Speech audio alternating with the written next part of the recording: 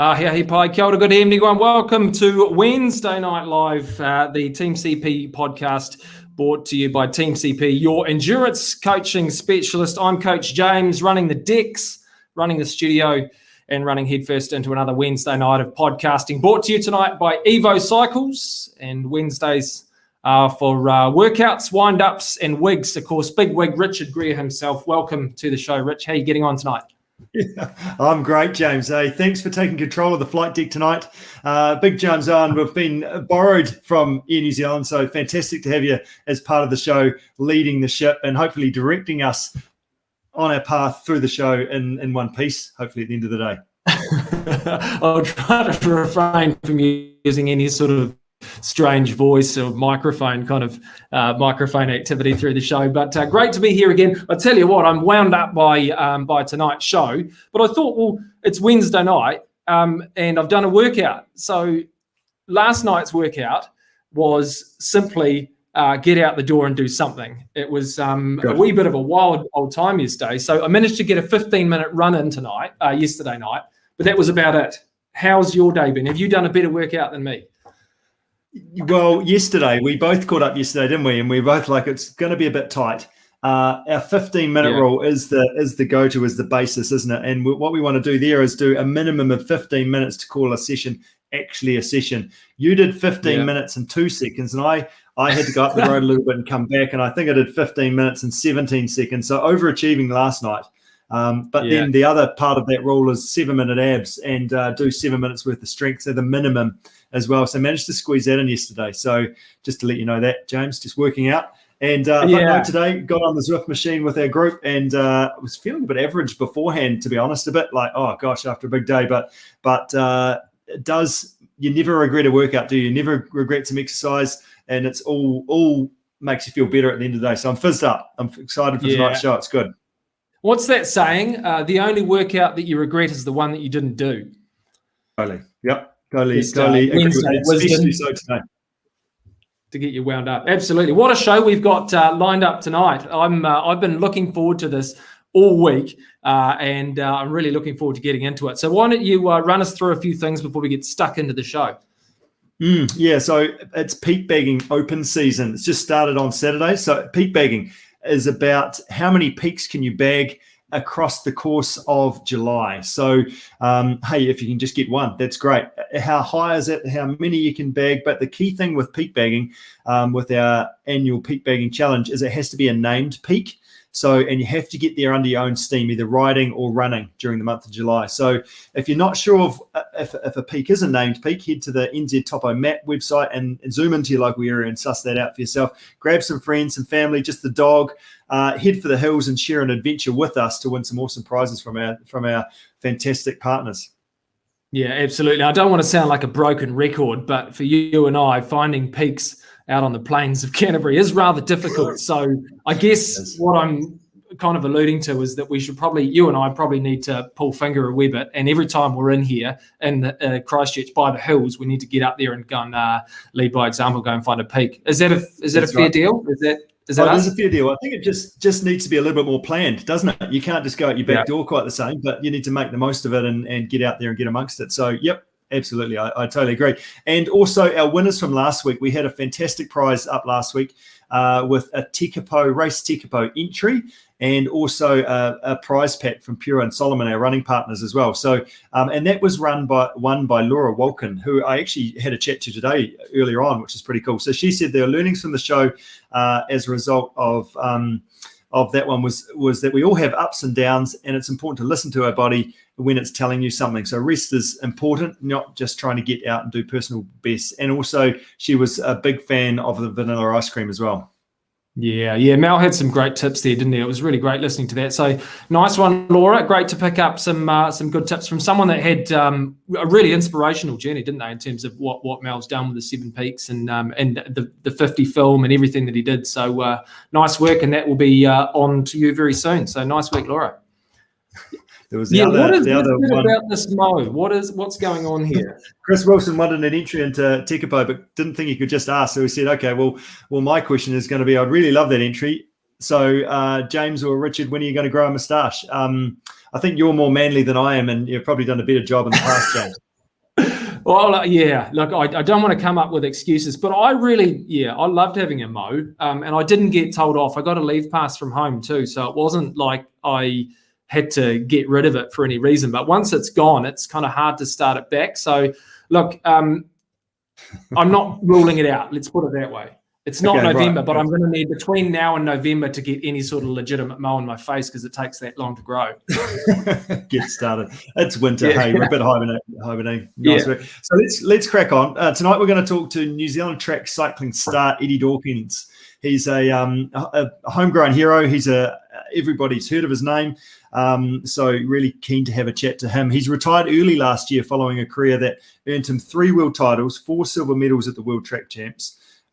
He's got 8 Commonwealth Games medals and a silver at the Olympics level as well. So Eddie's now giving back into the sport that's given him so much with his coaching and his strength training work that he does, while he's also working on his next high performance goal. So we're going to have a bit of a chat to him about that goal as well. So we're going to start with Eddie. We're also going to catch up with CP athlete Sarah Patterson, discuss her journey to competing her first half Ironman earlier this year, and also look at the awesome adventures that she's got lined up. And we're going to round up the show with Cushla Jackson, our dietitian, and she's going to talk go a little bit left field not left field, but out of the direct dietitian food world, and talk a bit more about sleep, because it is critical in regards to recovery, in regards to how we eat, in regards to how we train, and just being useful humans.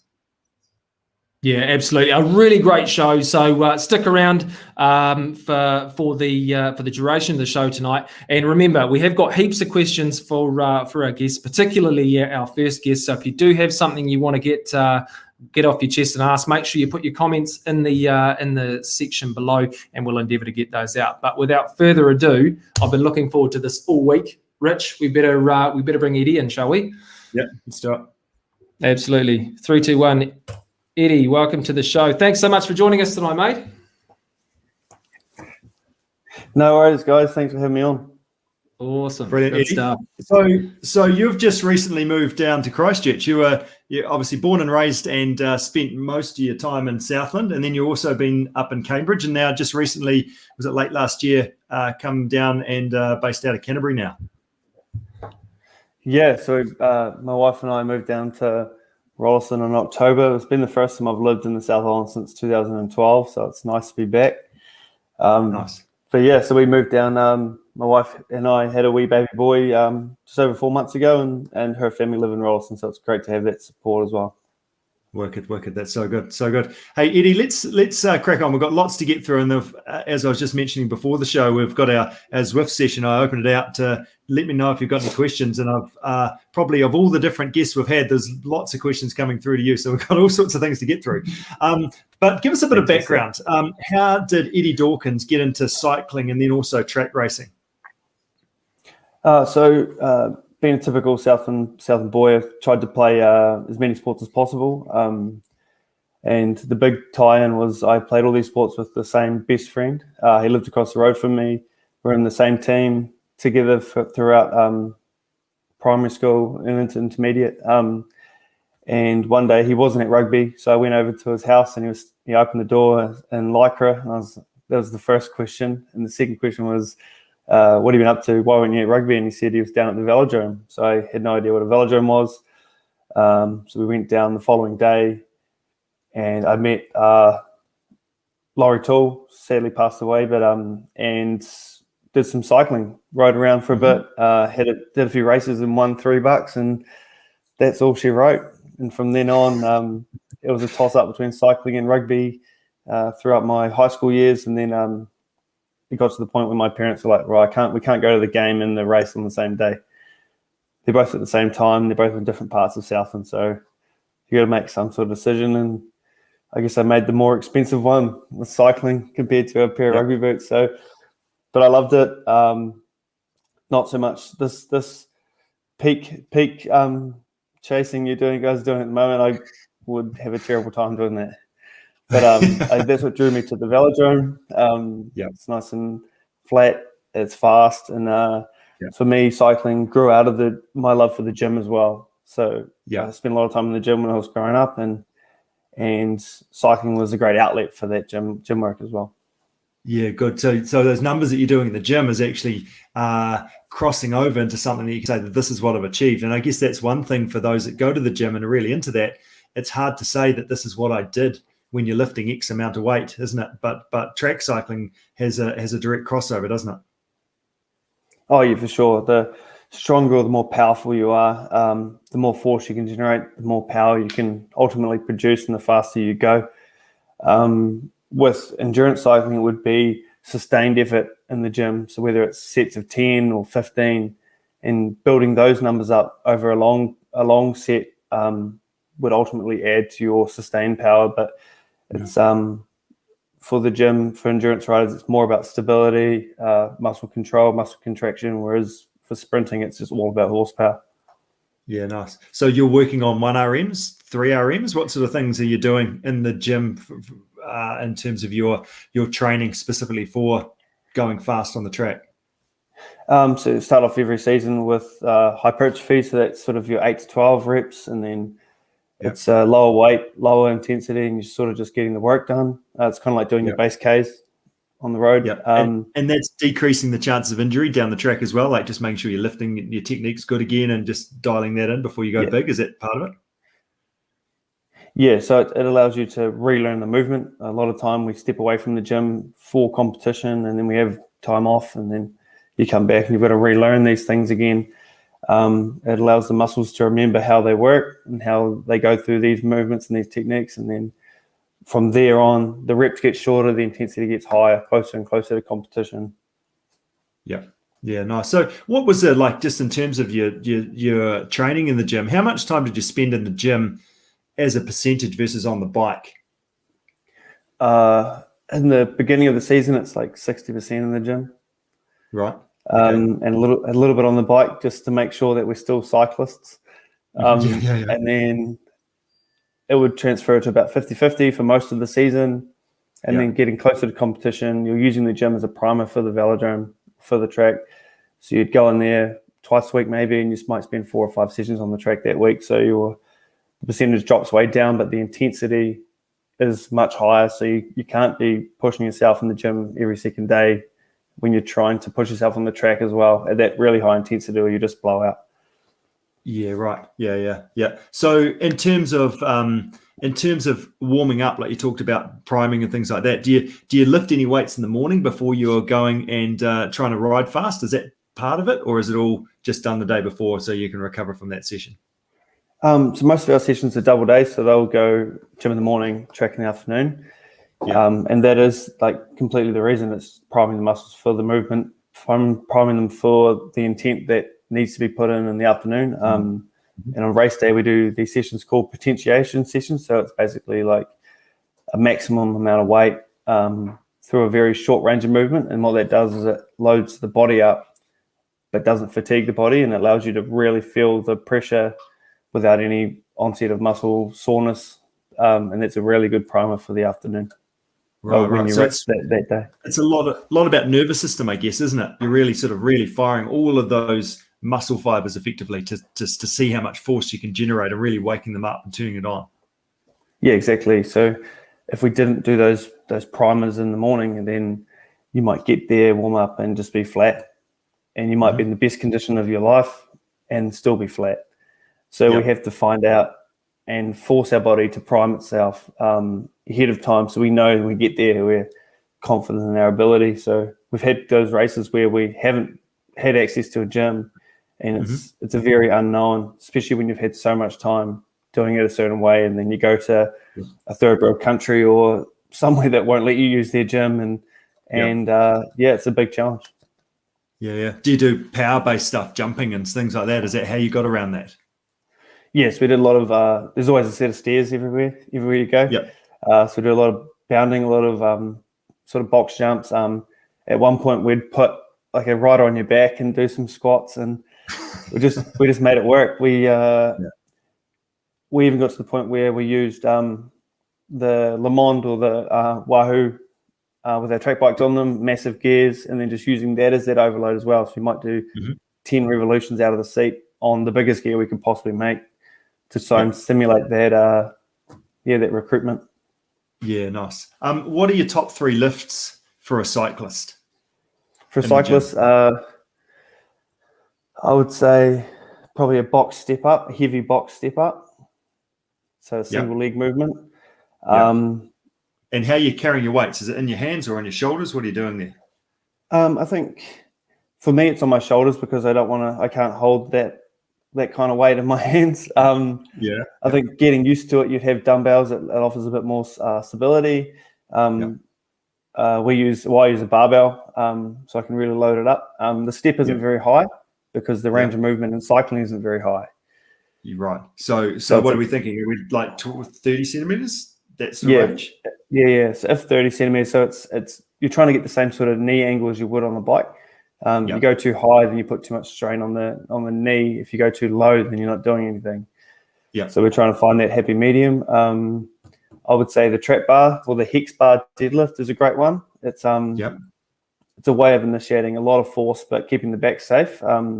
Doing regular barbell deadlifts for cycling is counterproductive because the body doesn't work that way when you're riding. So doing a trap bar deadlift would be a comfortable way of lifting that amount of weight. It also is a safer version of a squat. So some people have bad back, some people aren't confident lifting weight in a squat. A trap bar deadlift is a safer version of that. And then probably the biggest one for me would be just on that before you go ahead. Can you just explain what you mean? Instead of a regular bar, what does that bar look like? So like a barbell you'd have on your back when you're squatting. So the trap bar or the hex bar is like a deadlift bar that's on the ground and you sort of stand inside it. So it goes around you basically, and it's almost like lifting 2 suitcases, isn't it? Effectively, that's on either side of you. And with that, it allows you to have that squat position and use your legs effectively without putting your back under any strain. And probably that's your second exercise. And the main one has got to be leg press. Right. It's virtually like cycling, right? So double leg, single leg, throwaways, concentric only. So when it starts at the bottom and push it up. Overloaded eccentric. So you bring it down with 1 and up with 2. But leg press is, if you could pick one exercise to improve your cycling, it would be leg press. Yeah, right. Good. Fantastic. In terms of, would that vary from your perspective for a mountain biker or somebody that's running as well as biking from a strength perspective? Like, would you still go, someone that's wanting to really improve their cycling, would you still go those 3 lifts, or would that vary in your opinion? I think the intensity and the rep range would vary, but with cycling of all types, it's still the same basic range of movement. For mountain biking, it's a lot faster. And it's actually a bigger range of movement. The crank's longer. So perhaps a lighter weight and a bit more repetition. The biggest issue with going from biking to running is it's your hamstring that is basically used to drive your hamstring glute to drive you in the running, whereas it's quad dominant for cycling. So varied foot placement. So going higher on the sled, on the platform you push from, will allow you to use more glutes, more hamstrings. And the lower down you go, it's more quad focused. And that would be my tip if you were doing both. If you're running and cycling, I would go up as far as you can on the sled and go out nice and wide. It allows you to work your adductors, your glutes a lot more, your hamstrings as well as your quads. But if you're just flat out cycling or even sprint cycling, then I would stick in the center, nice and close together, similar width to your pedals, and I would come down the sled to allow you to use your quads more. So what do you mean by the sled? Just explain it to me. Is that you're saying press, so oh, okay, yeah, sure. On the leg press, the thing that you slide up, I'd call it a sled. It's got a big platform, and the higher up you are, the more of your whole leg you use, the lower you come down, the more quad dominant it is. Yeah. Nice. That makes sense. Cool. So in terms of just looking here, in regards to just jumping back to your own performance and where you've been in the past. So in terms of with Commonwealth medals, Olympic medals, World Championship titles, can you tell us about a performance that you're most proud of, and why? Does one stand out? Yeah, it's the very first time that our team won a world title. It was in 2014. It was in Colombia, and it was against the German team, which we had lost to the previous world champs in the final by the same margin. So we lost by a very small margin then, and we won by a very small margin the second time round. But it was the first time that we'd won something really significant together. It was the first time New Zealand had won a sprint medal. And there's only been, at the time, there was only a handful of people that had won world titles for New Zealand in any cycling discipline. So we're really proud to be a part of that fraternity. And it just showed like a lot of hard work. We actually went, for the 4 years before that, we went 5th, 4th, 3rd, 2nd, and then 1st in Colombia. So it did show like a real good progression all the way up. And if it wasn't for a bit of controversy in France the following year, we would have gone 4 in a row. So it's but it was great. It's definitely the standout for me, that first world title. Yeah, and it's not just you. It's because it's a team as well. You, in terms of your team, you've been working with those guys for a number of years. Tell us about that and what that means to you as well. Oh, it's huge. So since we came together in 2009, late 2009, we'd ridden in the same order for the entirety of my career except for one race. Yeah. So it puts a lot of trust in the riders in front of you. We spent most of our adult lives living together in hotels and motels and on planes and buses and in all parts of the world. So you get to know these boys really well. We're really, really close. And I don't think they'll ever change. It's one of those things, we've spent so much time together that it kind of feels a bit weird, like me being away, being down here.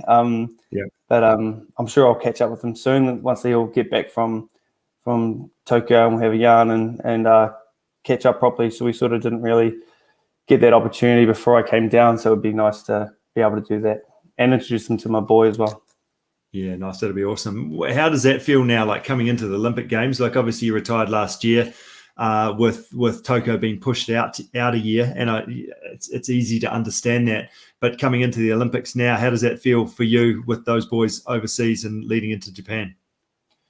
I just wish them all the best. I definitely think that I made the right decision. I couldn't be happier with how things went in my career, and the things that have come from that down in Christchurch, and the opportunities that I've got and new challenges for me have given me like a new sense of energy as well. New challenges for me is as good as a holiday. It gives me the ability to push myself in something new, and obviously becoming a dad and sharing that experience with my wife it's something that I would never pass up, and I would have had to have until after Tokyo. And that was even if it was going to happen, and that was a year ago now. Yeah, no, that's awesome. So coming back into your training and your racing and how you did that, did you or have you got a must-do workout that you do sort of on a weekly basis for your riding? Is there something that sort of stood out for you that's what I needed to do as part of my week? It would be leg press, and it would be how far can I push myself. Okay. And it would happen virtually every week for the last 10 years. And whether that was a set weight, how many reps, or one rep only, and see how far I can go. It was just a constant battle with the leaderboard in the gym in Cambridge, and really trying to push it out. And I did it for myself. It wasn't really programmed in and stuff like that. But the coaches sort of cottoned on. They're like, well, that's what you enjoy doing, so we're just going to keep that in there. Yeah. But for me, it was also about challenging the others. Like, I know what I can achieve, but I want to see if they can realize what they can achieve, especially in the gym. I know they're fantastic bike riders and stuff like that, but really pushing them in the gym will help them develop on the track. And it wasn't just for the sprint boys. It was for the wider group. It was for the girls and the men's and women's endurance, and even the other sports that were in there. I did on many occasions accept challenges from other sports on on obscure lifts like overhead jerk and bench pull and all this kind of random stuff that isn't relevant to cycling at all, but I would give it a go.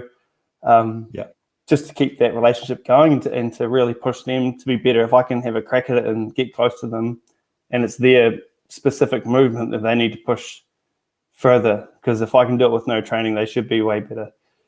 So nice. For me, it was just like, keeping everybody on their toes, but also keeping myself on my toes as well, because I wanted to make sure that I was staying accountable to my own beliefs and always striving to even get 1 kg heavier each time I did it. Mm-hmm.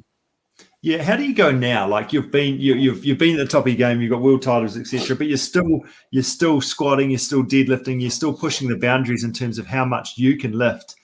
How do you go as you continue that journey? Because it's something that you're passionate about, but you've been here. Where are you competing right at the moment in terms of, or like what's your lifting happening at the moment? Are you lifting as heavy as you ever have, or actually I've reset my targets? Where are you at with that?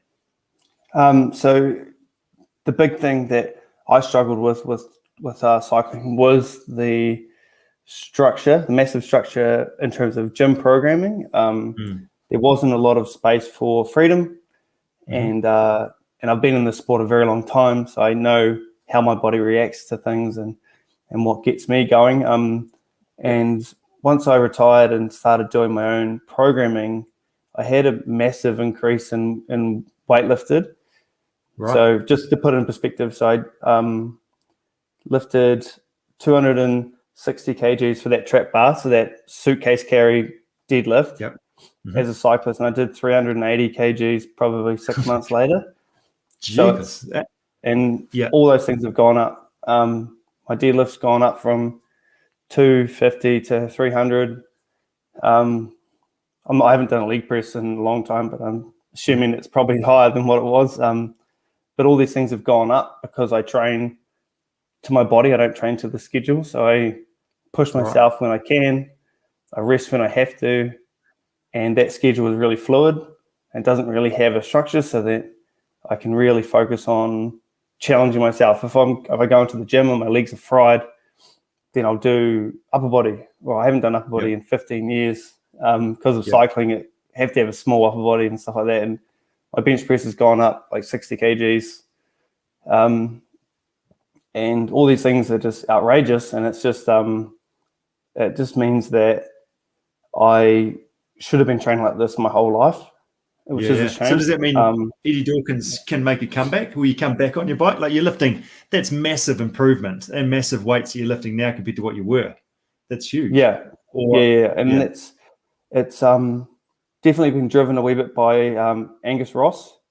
So he's lead S&C for New Zealand Athletics. He's been a key person in my career ever since I started in like 2009 with the team, 2008 with the team. And we actually did a seminar together to all the high performance sport S&Cs around New Zealand about the way I've changed my training as an older athlete. I'm 32 on Sunday. As an older athlete, to be able to make a massive increase in performance in a very short amount of time after so many years of trying to get better, and using this theory basically that I just lift maximal all the time, but I recover maximally as well. So I'll push myself to the absolute limit and then I'll stop. And then I'll go home and I'll recover. And then the next day I'll do the same thing again. And obviously you have rest days and stuff like that in there, but it's a really hard concept for people to grasp when their brain has been taught something that about like 5x5 or 3 sets of 8 and all this kind of stuff. It's really hard to think about the fact that you can push yourself to 1 RMs all the time. So what does your recovery protocol look like? Because obviously that's like your recovery, as you mentioned, is as important or more important than the actual lifting that you're doing, because you're making sure that you can be fresh and fizzing when you're actually lifting. So what does that look like for you? So I've got a variety of things that I use. I use Epsom salt baths a lot for just resetting myself neurally. Ice baths. I use a massage gun a lot of the time, and I also use a thing called a fascial scraper. Right. Yep. So it's like. So tell us, how does that work? Tell us about that. The fascial scraper is like a big blunt knife. It's like this big. Yeah. And basically I put like moisturizer on my leg and I just like scrape. So each muscle has its own little like sausage skin around it. Yeah. And when you get tired and muscles get tight, that skin gets tight and it stops the muscles from moving fluidly. Mm-hmm. So you loosen that up and allows the blood to flow and lactic acid to drain, all this kind of stuff. And it's been pretty revolutionary in terms of like knee health and hip health and lower back health and stuff like that. For me, after so many years of just abusing myself, basically, to actually not have sore knees after all this time, and yeah, it's been amazing. I introduced it to Psych New Zealand 4 years ago, and it's been a staple in the physio team's recovery method since then. So it's been pretty awesome. It's not the most comfortable thing, though, is it? No. It leaves you pretty raw, but you get desensitized to it. So I've got like a few tattoos, and it's kind of like that. Like the first one stings, and then they sort of just become the same thing again. Yeah, right. Yeah. And do you think that's a bit of your body adapting, because that's actually what you want, that connective tissue to free up around those muscle fibers? Yeah, of course it is. It's it's been pretty crazy. It took a wee while to get used to the idea of it, because you would come off the table worse than you went on most of the time, and then the following day it would feel like you'd never had that treatment. So it was like we never needed it. So it was pretty crazy. It was an out there thing that we tried to introduce, and it's taken hold, and a lot of athletes are really benefiting from it now. Yeah, nice, awesome. What about food? One of my questions that I mentioned, I've got a few sort of throw out there. Joey Chestnut, 76 hot dogs in 10 minutes is a new world record. Is that something that Eddie Dawkins would be shooting for? Joey Chestnut. Oh, no way. No. What is your nutrition look like? It's not great. I steer clear of like fast foods and stuff like that. I've got a lovely wife that offers to cook so I've got a meal when I come home from work and stuff like that. Nice. But it's basically just meat and 3 veg sort of stuff. It's I love a good steak. I'm a big fan of kumara fries, so we bought an air fryer to try and make it a little bit more healthier. But those are my 2 favorite things in terms of food, and it's just try to get good protein and good fibrous sort of vegetables and stuff like that. It's not for me. It's not really a focus at the moment. When I was cycling, it was quite tough because I was always the biggest guy by heaps. Yeah. So I was 102, 103, and Ethan and Sam were both 85. So when you look at us all like on scales, I'm just so much heavier. So basically every major competition, I was made to like lose a whole heap of weight. So I'd go from like 102 to like 95, 94 for the Olympics, and then just go straight back up. And it was quite tough, and it made that relationship with food pretty rough. So ever since stopping cycling, I sort of haven't given it too much thought, and just feel like I'm sleeping better. I've got more energy, and it's probably what's aided this increase in performance, as well as actually fueling myself properly and not worrying about whether I need to have X amount of protein or whatever. I just eat when I'm hungry and feel that way, and it seems to be working. Yeah, nice. In terms of numbers, like on our Zwift session tonight, right at the end, we said, right, what's your 5-second power? Although they'd already done a good 50 minutes worth of hurt before that, and there was the various numbers coming out, obviously, and then also other questions around, do you have an FTP number? Like, is that something that you ever tested for? So can you give us some numbers? Like what is your 5-second power number? 1 minute is often where you're racing. What is that average power for that 1 minute that you were holding? Are you happy to share some of those numbers with us? Yeah, I think, well, I just off the top of my head, my average power from the kilo at the last Commonwealth Games was like close to 1200 watts for the minute. For the minute, okay. I think just to give everyone a bit of a perspective there, I did 1066 tonight, and that was for 5 seconds, and I was cooked. So you did 1200 for a minute. That's insane. Yeah, but I'm a little bit Yep. bigger than you though.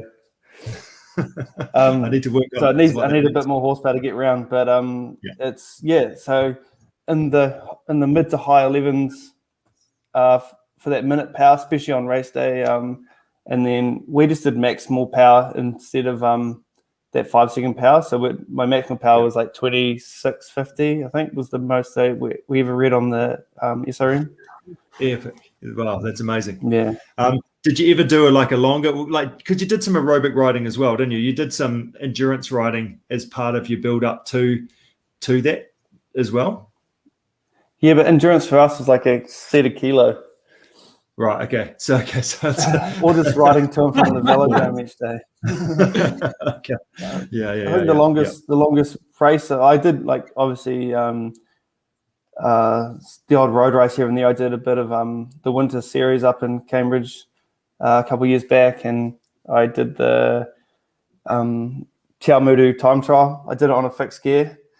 On like 110. It was a bad idea. But other than that, the only other long races that I've done, I did the Team's Pursuit for Southland at the 2019 Nationals in Cambridge. Mm-hmm. But I only did the first 6 laps, but they were bloody rapid. So that's all I've got. 6 laps. 6 laps at the most. That's how long a Kieran is. So that's you got 4 good laps, and that's 2 bonus laps for that particular day. But I'm out. Well, it's just slowing down, I guess. The last 2 are just me coming back to a stop, I guess. The momentum. So what I'm hearing, Eddie, is that the idea of doing a 20-minute FTP test sounds like your worst nightmare.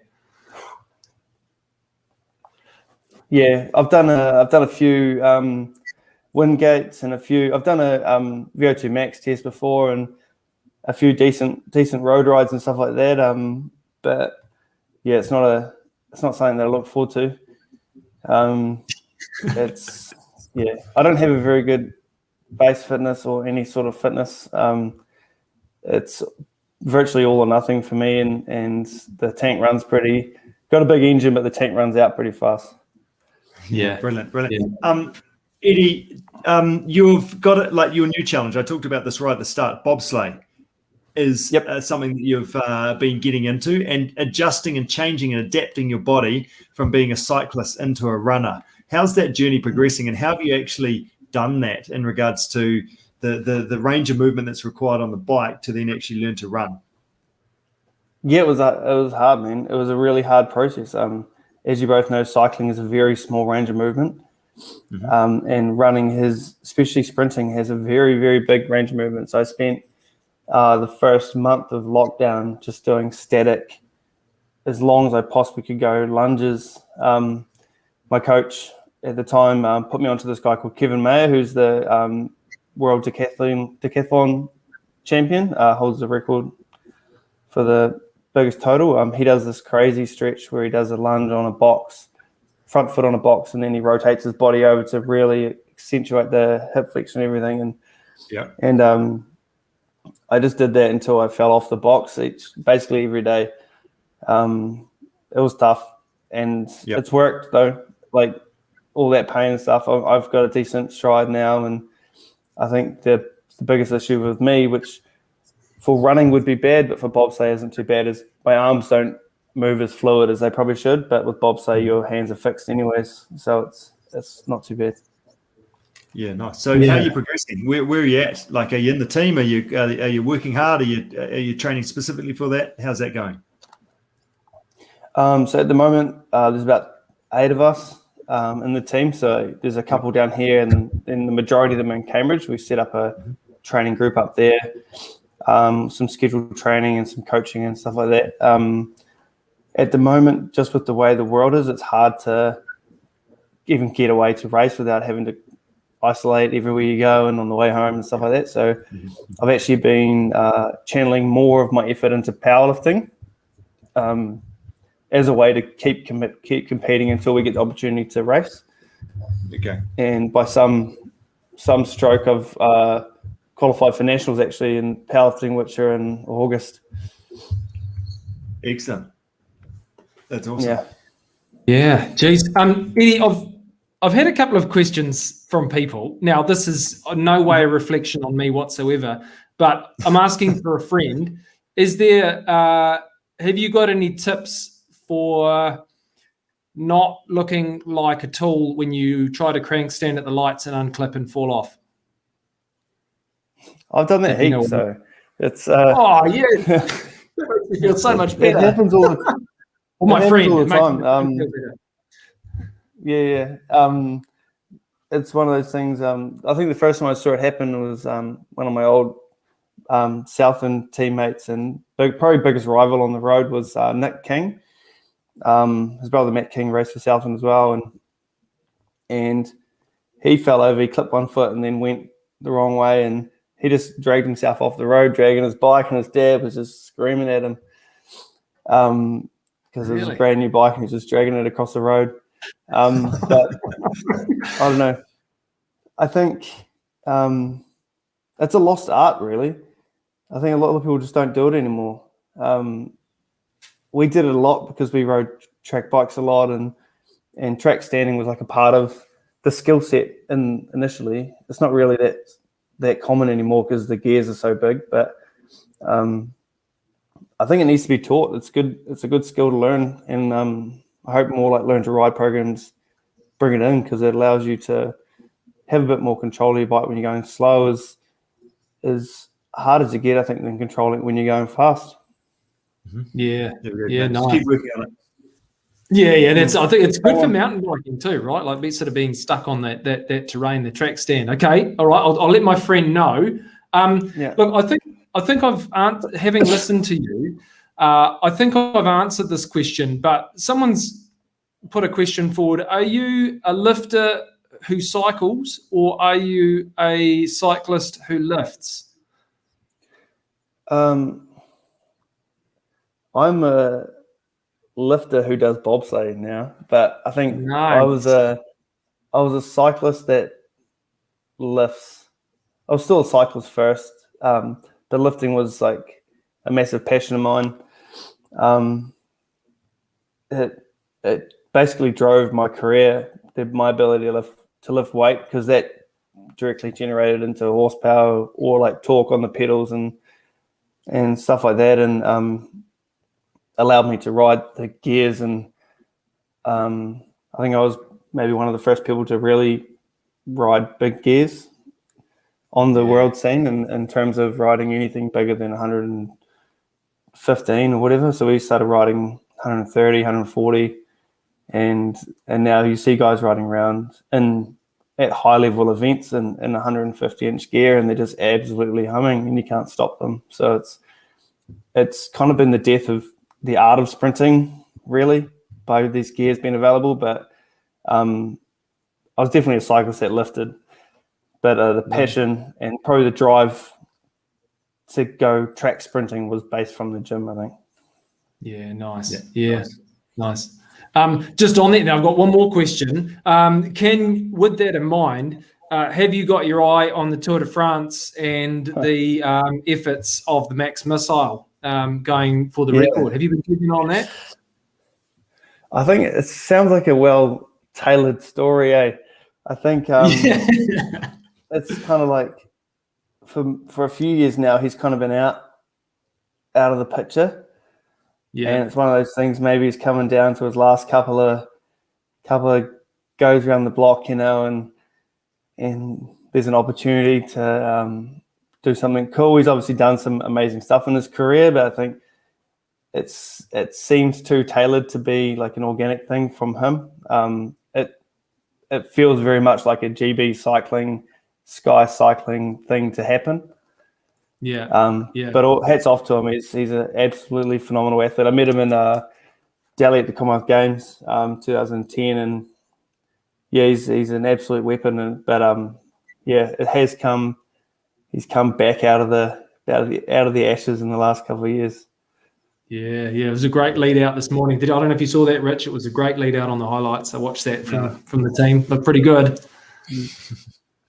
Yeah, good stuff. Nice. Should we wrap it up? What do you reckon, Rich? Should we wrap into a final five? What do you think? You got a final question? Yeah, I guess the only other question, like, did you have a photo that you were going to share? Oh, yes. Well, yeah, in answer to that question that, are you a cyclist who lifts or a lifter who rides bikes? I thought I'd just produce that, which is leg day every day for you, which sounds by the amount of leg press and trap bar lifting that you do. That's you and my brother-in-law doing a quad off. And yeah, Bev's a hockey player, an endurance athlete from way back. And I think poor old Bev, he's left second best there, right? Oh, Bev, we've done that photo a couple of times actually. I think every time that I've seen him at a competition, we've done that photo. But he's a hard case, and I think he was the one that actually instigated it. But no, he's a great man, and I'm sure if I see him again, I'll get another one. I'll send it down to you guys. I'd be interested to see the difference in the size of your quads now compared to them, and if Bev's quads have got any smaller. Sorry, Bev. Yeah, I think they probably have. That's all right. Yeah, excellent. We're gonna wrap up with a quick five questions, Eddie. Really appreciate your time this evening. So for a start, do you want to lead out? Yeah, absolutely. So quick five to finish up, Eddie. First of all, training morning or evening for you?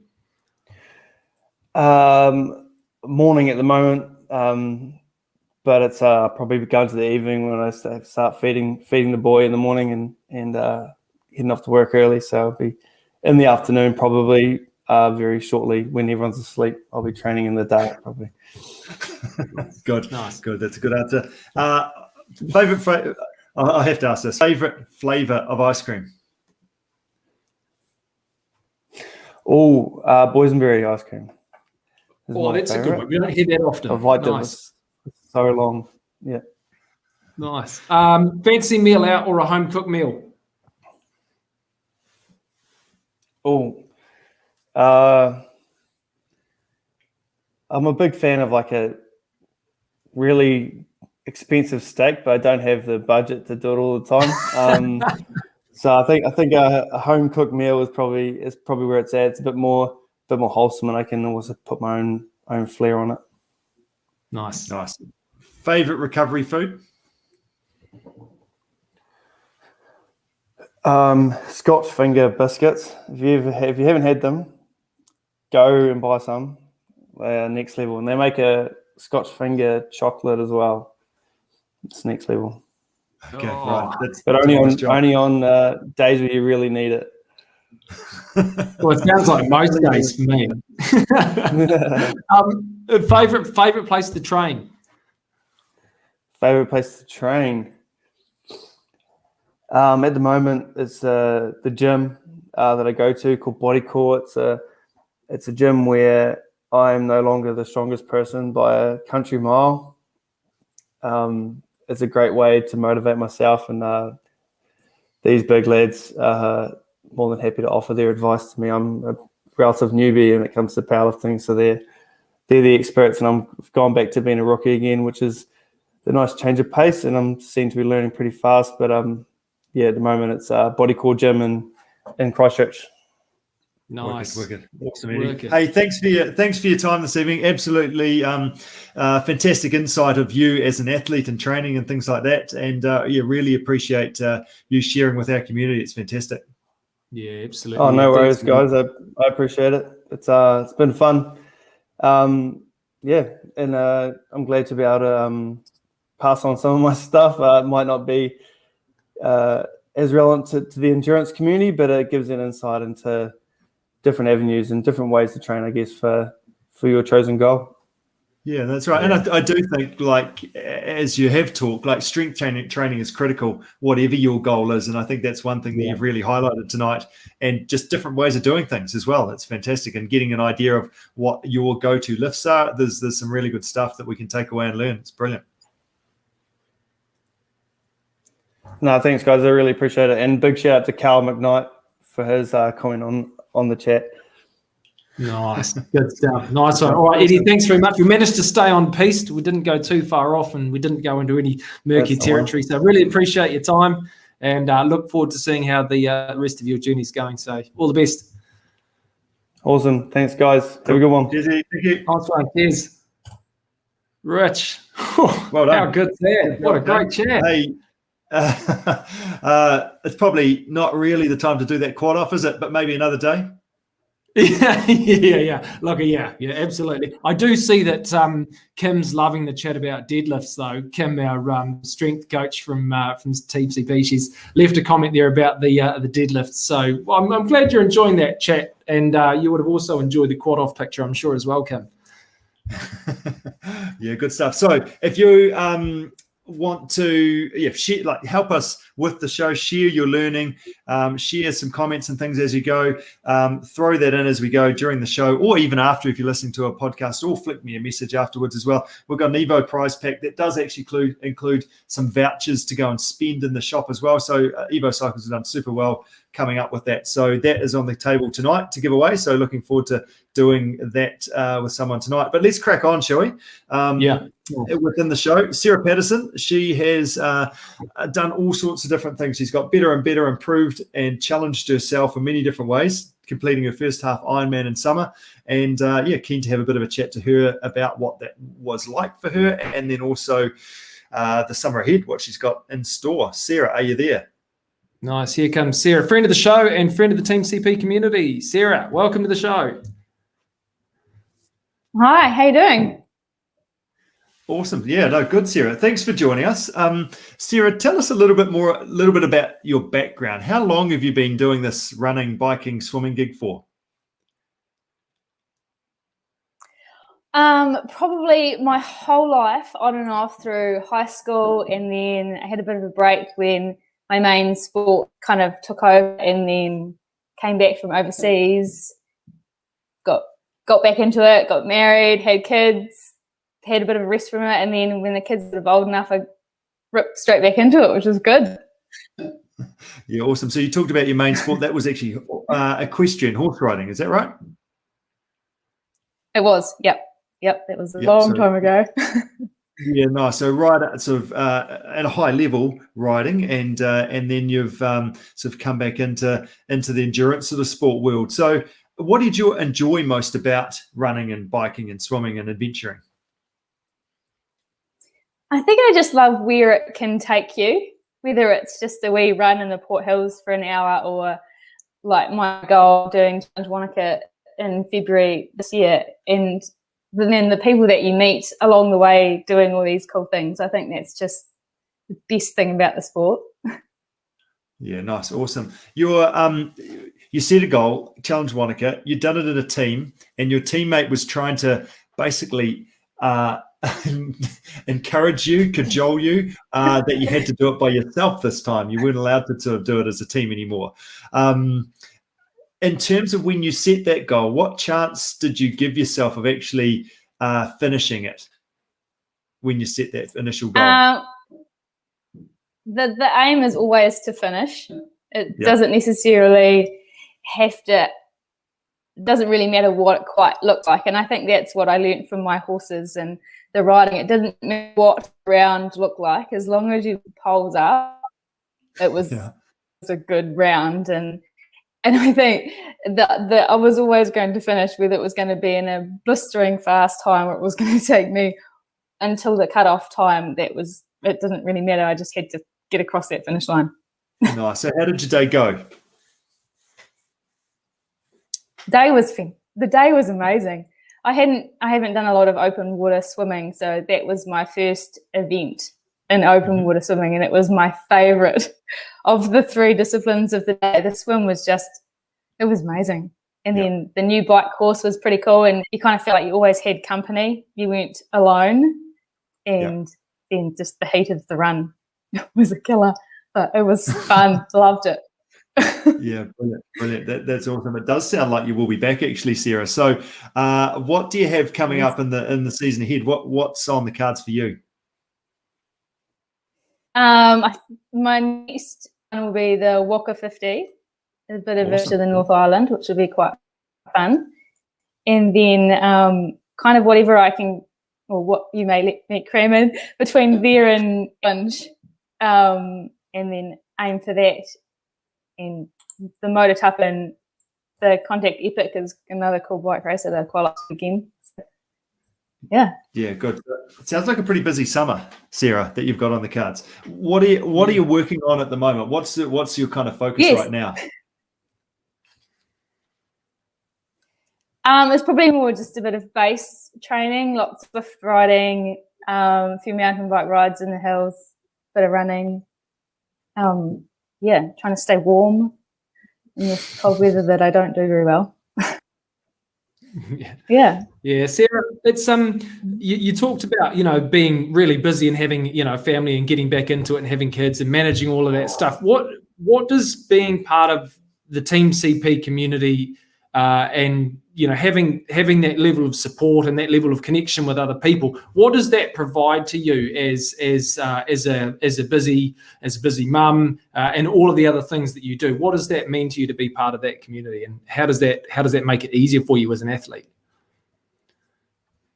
It makes it so much easier. I think the thing is the comfort knowing that on those really hard days when you're able to fit everything, family, kids, work, in that within the little community that you've got, it's actually you're not the only one probably feeling the same way on that day, and that's quite a comfort.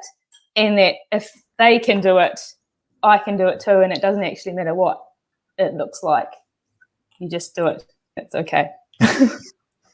No, good stuff. So there's a bit of learning that goes on there as well from others, isn't there? That support. Yes. Yeah, lots of learning. I've learned so much over, I think, Richard, I've been with you for 3.5, 4 years. Is that right? Great. Yep. I think, maybe. Yeah. So I've learned just so much. It's just, I'm so grateful. Time flies when you're having fun, eh? How good's that? It sure does. Yeah. Nice work. Fantastic, Sarah. Well, hey, thanks for joining us. Love working with you. It's so awesome to, I guess, see you achieving and pushing yourself and challenging yourself in terms of the events and bits and pieces that you're doing. And that's the cool thing, isn't it? It's continuing to learn, continuing to ask those questions to see if you can. So, well done to you, and onwards and upwards. And we'll look forward to cheering on in Rotorua for the Waka 50. Yes. Oh, I can't wait. Nice. Oh, she's gone. I think it's just us. Go. Yeah, nice work.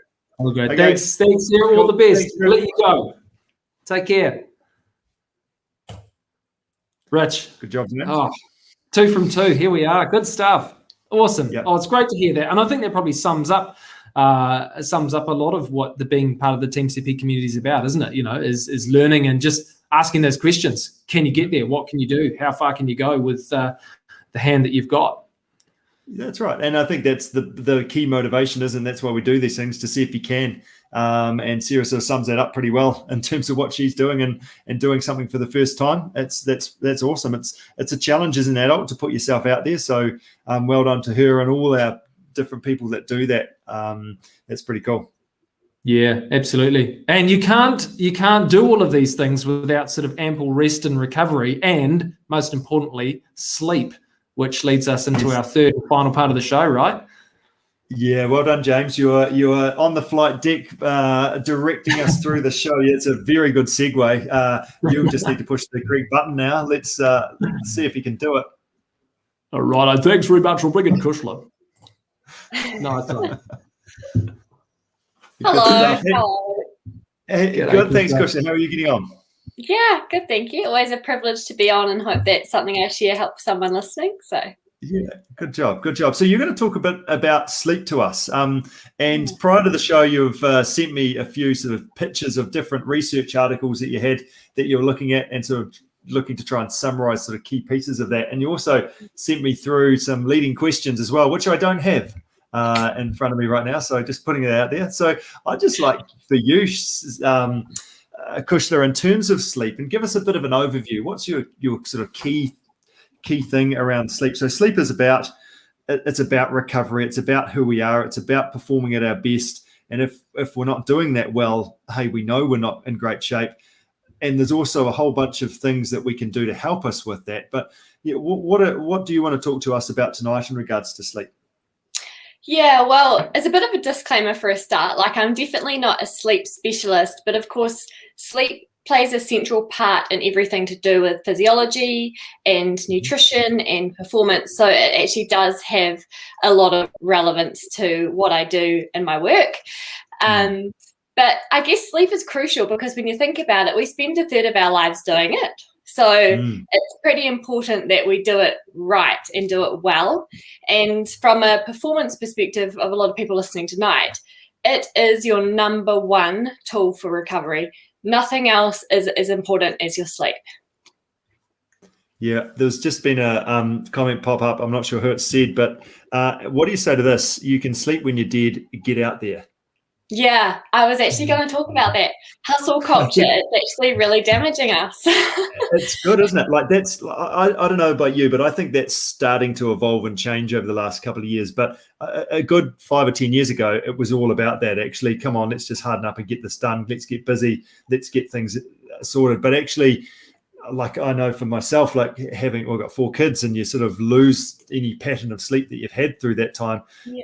And kind of almost have to relearn it a little bit, and you just realize how ineffective you are when you're that tired that you accidentally falling asleep when you're trying to read a story at night. Yeah, and that's exactly it. And just to any young parents listening, gosh, like I'm not talking about sleep tonight to try and make you feel bad. There's times in our life where there's things that are so hard to control, like newborn babies, like major stress in our lives, that sort of thing. But for the majority of the time, I'm trying to talk about stress as a general rule. But yeah, I totally understand it's not easy when you've got a screaming baby or young kids. But yeah, I just, with the hustle culture thing, like it's normal these days, you know, you ask someone how they are and they're like, oh, I'm so busy, so stressed, got so much on, and it's normal, and it's actually not okay. So the statement that you can sleep when you're dead, well, actually, if you're not getting enough sleep, you'll probably be dead sooner. So work harder, work smarter, not harder, I say, yeah. Yeah, that's right. And there's lots of valid research out there around, if you're not sleeping, then anxiety issues, then weight is affected, etc. All those sort of secondary complications and things come in around that as well, isn't it? So that's completely valid what you're saying. Yeah, definitely. And relevance to nutrition, there's some really sound evidence around, well, we know for sure that sleep deprivation directly impacts our metabolism of carbs, and it affects hormones like insulin, ghrelin, which is our hunger hormone, and leptin, which is our like satiety hormone. And even one night's worth of sleep deprivation, you'll notice a significant difference in those hormones. And that's why when you're really tired, you crave sugar and you eat more and you feel like rubbish. And that's just your body basically trying to survive, really. And that's why, like, if you're up late trying to work, and I've done this myself as well, as all of a sudden I don't even realize I'm doing it, but I'm in the back of the pantry fossicking around for some treats up there, please, something. And that's subconsciously your body just actually helping you secrete those keep me awake type hormones, and sugar is helping derive that, isn't it? Yeah, definitely. And in terms of, like, say you've done a hard session that day and your body's trying to recover, if you don't get enough sleep, Richard, you know, sleep deprivation affects how your body then stores its glycogen, and it really impacts how your body repairs its protein and muscle protein synthesis. So pretty important when, you know, if you're getting continuous nights of not enough sleep and you're trying to bounce back and do more sessions, it's basically just a downward spiral. I guess that's one of the things, and a few of the athletes that we've talked to on the show talk about is, so what's your go-to? What are some of those things that we can learn from you? And often it is just to do those big foundation rock things really well, isn't it? Is actually, if you're getting good sleep, you're going to be able to train better and harder, and then you're going to be able to perform and improve more. We don't need these extra little like 1%ers if there's no point having them if the sleep's not good. Yeah, like your sleep's 30% of a day, like I said. So, you know, all the little supplements and the massages and things, like, sure, they may be like tiny percentage help, maybe, but like sleep is just so important. And I heard this excellent quote the other day, and I love it. It's my new favorite. And it goes by, sleep is the it's a legal performance enhancing aid and the best one out there that not enough athletes are abusing. And I thought that was so spot on. Right, so abused your sleep. How about that? But what about, do you know much about sleep in terms of the time of the day? Is it a matter of getting to bed at a good time? Is it like often we talk about the hours before midnight are key? Do you know anything about that amongst the research you've been doing? Yeah, there has been some research to show that particularly between 10 p.m. and 2 a.m. is quite crucial in terms of our circadian rhythm to be asleep. Right. So even if you're getting 8 hours sleep, but you're not getting sleep till midnight and then waking up at 8 a.m., that's still just shifting it slightly out of whack. And most importantly, and this was one of my tips for tonight, it's about keeping a really constant sleep-wake cycle. So keep the time you go to bed and wake up each day similar. So try and avoid sleeping in for hours on the weekend and that sort of thing, because that can really negatively impact how our body sort of goes through its rhythmic sleep cycles. Yeah, no, that's right. And yeah, that's awesome advice. And also, sleep is the thing, is the more you try, the harder you work at it, the worse it gets. So the better routine you have, then the more chance you've got to have a useful routine as well. Yeah, definitely. Yeah. The challenge to that, I'm not sure if you're going to be able to answer this, but is there any tips around shift workers? Because that's just not going to happen. It's so tricky. And I work with a lot of people who are shift workers, and it's tricky. You just have to do the best you can, and when you can have good sleep, really take advantage of that, and just being really mindful of, when you are having to do night shifts or you're really sleep deprived, just being aware of how that's going to affect your body and probably how you're going to feel, and be ready for, sugar cravings, fatigue, being way hungrier. It is really tricky, and I just try and work with people like that individually, because it's often they all have very different routines. No, that's awesome. Perfect, Cushla. Anything else to share before we go to bed, because it's getting late? Yeah, I had my top 3 tips. Ironically, one was get off screen time before bed. So we're all doing that really badly right now. Yeah, we're about to. So turn off your screen, avoid TV, phone, computer a few hours before bed. It's really bad for our sleep cycle. Caffeine, avoid after midday, and if you enjoy coffee, try and go to decaf or herbal tea in the afternoon. And like I said before, keep your sleep and wake times consistent every day where you can. Nice. Love your work. That's fantastic advice, Cushla. And as I say, always learn something. Love your work. Keep up the good work. Yeah, cool. Thanks, Cushla. As always, it's great to pick up some stuff, and I'm sure that people will take benefit away from what you said tonight. That was your aim, and I have no doubt that people have taken lots away. So always appreciate your time and expertise. Thanks, Cushla. Awesome. Thanks, guys. See ya. No, take care. See ya. Rich, James, here we are at the end. You've done very well. You've got us here. You've tapped the right buttons at the right time. What's your one key takeaway from the show tonight? Two. The first one is the fascial scraper.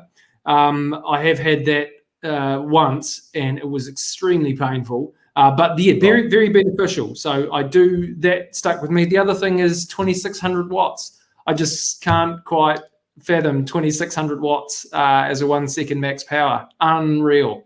Yeah. What about you? I'd also like to say just a couple of things. Actually, not my one. Like 1,200 watts as a 1 minute power. I hit 1066 as a max 5 second effort. So I got a bit of work to do there before I'm going to get to the Olympics. I better do some lifting, and then also what was Eddie's top 3 lifts. I really like the fact that step up was part of that. I think that's something that we can do without a gym. It's really good, and that deadlift as well, and obviously the best exercise for a cyclist is a leg press. So I think that's a really good takeaway for me as well. Yeah, absolutely. Just a little bit of context on that. I think if we could plug Eddie's bike into a toaster, 1,200 watts for a minute, you'd put the bread down and it would come out ready to put your butter on top. I think that would actually power the toaster and brown the toast in a minute quite easily. Yeah, I'd probably I might start defrosting the bread a little bit. It might be a little bit more. It comes out of the freezer. True. Yeah. After half an hour to an hour, I'd probably get the bread slightly warm, potentially. It Yeah. might start going moldy in my toaster. Yeah. Oh, and your one. Yeah. But no, I'll get Eddie over before I get you over there. Oh, nice. Yeah. Great show, right? We're here at the end of it. So we've had some takeaways. And, of course, tonight's show brought to you by Evo Cycles, a great prize pack on offer. So you want to wrap that one up before we wrap the show, Rich? Yeah, absolutely. So there's, hey, let us know a comment. Let us know what you've learnt. Share back to us about that. That's also a really nice way to summarize the show for the rest of the people that are sort of watching this or thinking about watching it, or maybe only watch half of it, etc. So do that. And every week, Sandra jumps on and pulls that person's name out of the hat and sends them that prize out. So looking forward to hearing your comments on our show tonight, and look forward to catching up with you next week. Yeah, nice one. Thanks, of course, to all our other sponsors as well tonight. Giant Bikes, Salomon New Zealand, Pure Sports Nutrition, Coffee Culture, Frontrunner Colombo, Sunto Watches, and True Fleece Merino. We've done it. We're at the end of what's been a fantastic show. I was really fizzing about this one, and it didn't disappoint. So I'll go to bed thinking about 1200 watts. Nice one. Okay. Well done. Cheers, James. Over and out. Thanks, everybody. Good evening.